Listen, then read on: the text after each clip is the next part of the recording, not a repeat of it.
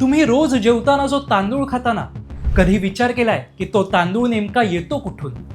आज तुम्हाला मी अशा एका माणसाची आणि अशा एका घोटाळ्याची गोष्ट सांगणार आहे, ज्याने भारताला तांदळाची एक भन्नाट जात दिली, ज्यानं लाखो शेतकऱ्यांना करोडपती बनवलं. पण या तांदळाचा शोध लावणारा मूळ माणूस मात्र शेवटपर्यंत गरिबीत एका खोट्या सोन्याच्या मेडलसोबत तडफडत मेला. एखाद्या बॉलिवूडच्या सस्पेन्स आणि ट्रॅजेडी सिनेमाला सुद्धा लाजवेल अशी एका खऱ्याखुऱ्या मराठी सुपर हिरोची ही गोष्ट आहे.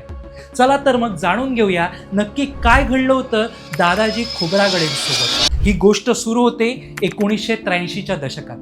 महाराष्ट्रातील चंद्रपूर जिल्ह्यातलं नांदेड नावाचं एक जंगलाजवळचं छोटंसं खेडं. तिथे राहणारे दादाजी खोब्रागडे नावाचे एक अत्यंत साधे आणि गरीब शेतकरी. घरची परिस्थिती एवढी हालाकीची की त्यांना गरिबीमुळे तिसरी नंतरच शाळा सोडावी लागली. पण मित्रांनो, या माणसाच्या डोळ्यात आणि हातात एक वेगळीच जादू होती. 1983 साली त्यांच्या शेतात पटेल 3 नावाचा नेहमीचा तांदूळ लावलेला होता. एके दिवशी अचानक त्यांची नजर एका वेगळ्याच दिसणाऱ्या भाताच्या लोंबीवर म्हणजेच कणसावर पडली. त्याचे दाणे थोडे पिवळसर होते आणि एकमेकांना अगदी घट्ट चिकटलेले होते. एखाद्या सामान्य माणसानं याकडे दुर्लक्ष केलं असतं किंवा ते कापून फेकून दिलं असतं. पण दादाजींनी ती 3-4 कणसं अतिशय जपून तोडली आणि घरी एका प्लॅस्टिकच्या पिशवीत ठेवली. पुढची 5 वर्ष या माणसानं स्वतःच्या 1.5-2 एकरांच्या शेतात एखाद्या वेड्या शास्त्रज्ञासारखं काम केलं. जंगलातले रानडुक्कर आणि इतर प्राणी येऊ नयेत म्हणून त्यांनी त्या रोपांच्या आजूबाजूला काटेरी झुडपांचं कुंपण लावलं. दरवर्षी ते त्यातून फक्त सर्वोत्तम बियाणं निवडायचे आणि पुन्हा पेरायचे. जेव्हा 5 वर्षांनी हा नवीन तांदूळ शिजवला गेला तेव्हा त्याचा सुगंध आणि चव अप्रतिम होती. शिवाय सर्वात मोठा फायदा हा होता की हा तांदूळ जुन्या तांदळापेक्षा चक्क 80% जास्त पीक द्यायचा.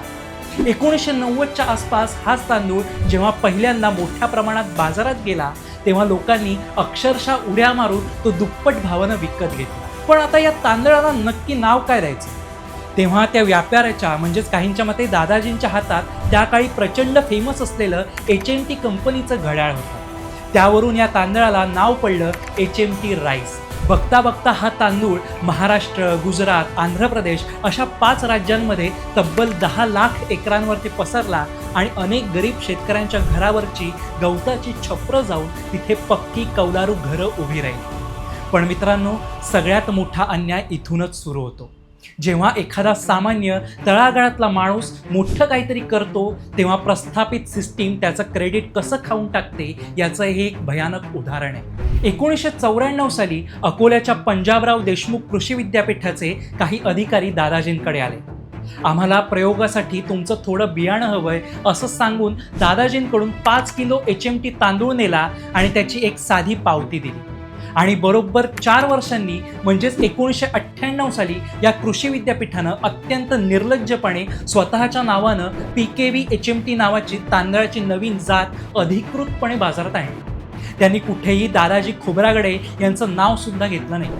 त्यांना साधं क्रेडिट सुद्धा दिलं नाही. जेव्हा हा भांडाफोड झाला तेव्हा त्यांनी असा एक अजब दावा केला, शेतकऱ्यांचं बियाणं अशुद्ध होतं, आम्ही त्याला आमच्या लॅबमध्ये शुद्ध केलंय, त्यामुळे आता हे पूर्णपणे आमचं म्हणजेच विद्यापीठाचं पेटंट आहे. पुढे जाऊन काही NGO आणि नॅशनल इनोव्हेशन फाउंडेशन म्हणजेच NIA सारख्या मोठ्या संस्था दादाजींच्या मदतीला आल्या. पण तिथेही दादाजींची व्यावसायिक फसवणूकच झाली. या संस्थांनी HMT, DRK यांसारख्या दादाजींच्या वाणांचे अधिकार कायदेशीररित्या स्वतःकडे किंवा दादाजी HMT या नावानं रजिस्टर करून घेतले आणि या बदल्यात या हजारो करोडोंच्या उलाढालीसाठी दादाजींना दिले फक्त 50,000 रुपये. राज्य सरकारने तर कहरच केला. महाराष्ट्र शासनानं दादाजींना त्यांच्या महान कार्यासाठी राजभवनावरती बोलवून मानाचा कृषीभूषण पुरस्कार आणि 50 ग्रॅमचं सोन्याचं पदक दिलं. काही वर्षांनी जेव्हा दादाजींच्या घरात खायला अन्न नव्हतं आणि मुलाच्या उपचारासाठी पैसे हवे होते तेव्हा त्यांनी स्वतःची उरली शेतजमीन विकली तरीही पैसे कमी पडले. तेव्हा त्यांनी नाईलाजानं ते सरकारकडून मिळालेलं सोन्याचं पदक विकायला काढलं. सोनाराकडे गेल्यानंतर त्यांना जो धक्का बसला तो ऐकून तुम्हाला सुद्धा चिड येईल. ते पदक सोन्याचं नव्हतंच, ते अत्यंत हलक्या दर्जाच्या चांदीचं होतं आणि त्यावर फक्त सोन्याचा मुलामा दिला होता. चौकशीत असं उघड झालं की ज्या कंत्राटदाराला सरकारनं काम दिलं होतं त्याने प्रत्येक पदकातलं 90% सोनं स्वतःच्या खिशात घातलं होतं. एका गरीब शेतकऱ्याच्या सन्मानातील सोनं सुद्धा या भ्रष्ट सिस्टीमने ओरबाडून खाल्लं. ज्या माणसानं देशाला HMT सह तब्बल 9 भन्नाट तांदळाचे वाण दिले, ज्याला फोर्ब्स मॅगझिनने 2010 मध्ये जगातील सर्वात शक्तिशाली 7 ग्रामीण उद्योजकांमध्ये स्थान दिलं, तो माणूस आयुष्याच्या शेवटी पॅरालिसिसने अंथरुणाला खिळला होता.